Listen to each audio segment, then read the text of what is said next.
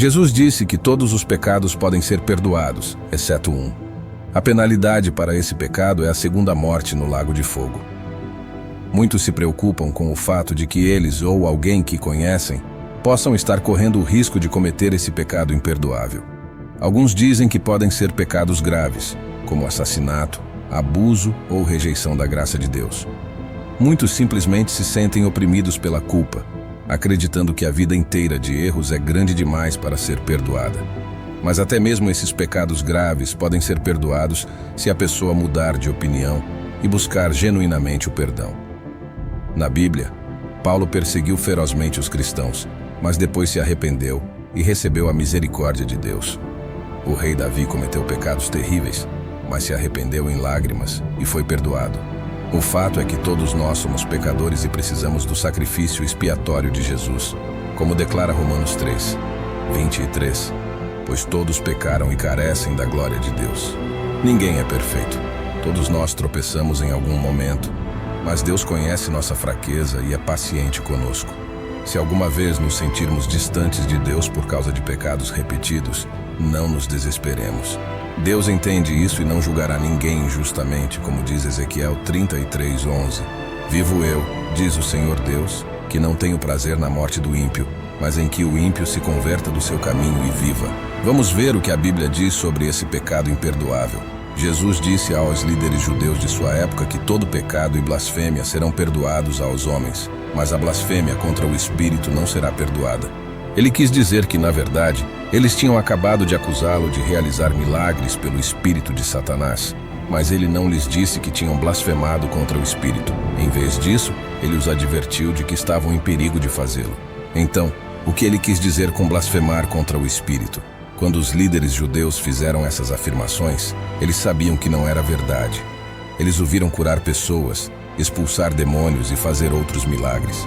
Um dos fariseus chegou a dizer a ele que sabemos que você é um mestre vindo de Deus, pois ninguém pode fazer esses sinais que você faz a menos que Deus esteja com ele. E ainda assim, em um esforço para dissuadir seus seguidores e elevar seu próprio status, eles alegaram que o que ele fez não era de Deus, mas de Satanás. Ignorância ou fraqueza, ele não pode ser cometido por uma pessoa que realmente acredita que Deus não existe, ou até mesmo questiona se Deus existe, como os líderes judeus que entendiam as Escrituras e tinham o Messias diante de si. Com pleno conhecimento e compreensão do que se está fazendo, não pode ser cometido por ignorância, engano ou fraqueza. E na verdade tem a ver com a atitude da pessoa. Hebreus 10, 26 diz que, se pecarmos voluntariamente depois de termos recebido o conhecimento da verdade, já não resta sacrifício pelos pecados.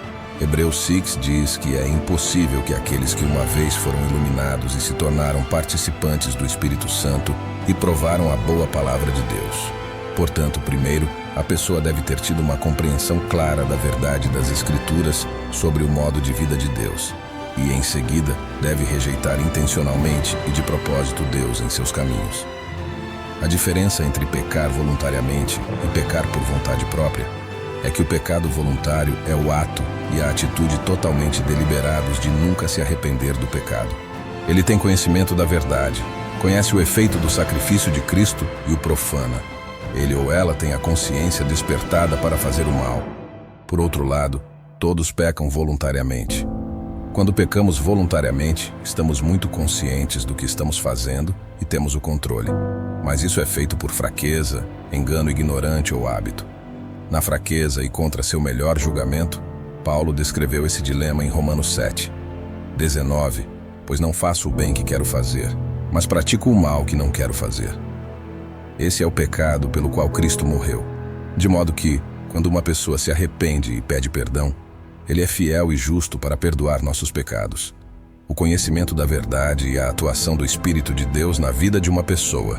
Esse tipo de pecador nunca sequer cogitará a ideia de se arrepender ou de desejar voltar ao estilo de vida de Deus e o fará entendendo as consequências de ser queimado no lago de fogo, conforme Hebreus 10, 26, pois se pecarmos voluntariamente depois de termos recebido o conhecimento da verdade, não haverá mais sacrifício pelos pecados, mas uma expectativa temerosa de julgamento e indignação ardente porque ele ou ela pisoteou o Filho de Deus, considerou o sangue da aliança pelo qual ele foi santificado uma coisa comum, e insultou o Espírito da graça. É esse ato consciente e intencional de determinar nunca se arrepender do pecado e aceitar o sangue de Cristo que insulta e blasfema contra o Espírito Santo. Blasfemou contra o Espírito e, portanto, não cometeu o pecado imperdoável. Mas mesmo que você ou alguém que você conheça ache que cometeu esse pecado, não é tarde demais. Deus é profundamente misericordioso, e se você estiver comprometido a mudar sua vida, verdadeiramente arrependido de seus pecados e verdadeiramente arrependido, então você será perdoado, poderá ser reconciliado e aproximado pelo sangue de Cristo. A maior parte da humanidade está cega por Satanás e suas mentiras. Não entendeu completamente ou não teve a chance de receber a verdade do Evangelho. Deus entende isso e não os julgará injustamente. Chegará o tempo em que todos terão a oportunidade de conhecer Deus e escolher o arrependimento. Compaixão por aqueles que estão perdidos na escuridão do pecado e da ignorância, para que possam receber misericórdia. Não os condenemos, mas mostremos a eles o amor de Cristo por meio de nossas ações. É por meio de nosso exemplo e gentileza que podemos levá-los ao arrependimento, não por meio de julgamento. Quanto àqueles que já conhecem a verdade do Evangelho, lembremo-nos de que até mesmo os cristãos às vezes tropeçam no pecado. Oremos uns pelos outros e corrijamos gentilmente uns aos outros quando necessário. Lembremo-nos também de que nossa caminhada espiritual é um processo. Não nos tornaremos perfeitos da noite para o dia, mas, se perseverarmos pacientemente na fé, na oração, no estudo da Bíblia e na comunhão cristã, cresceremos. Jesus, o autor e consumador de nossa fé, como diz Hebreus 12:2, e andemos no amor de Deus, derramando esse amor sobre os outros. Concluindo, não tenhamos medo do pecado imperdoável, mas sim medo de negligenciar a grande salvação que Deus nos oferece. Sua graça é mais do que suficiente para nos perdoar e nos transformar à imagem de Cristo. Será completa ao glorificarmos a Deus por meio de uma vida cheia de bondade, justiça e verdade.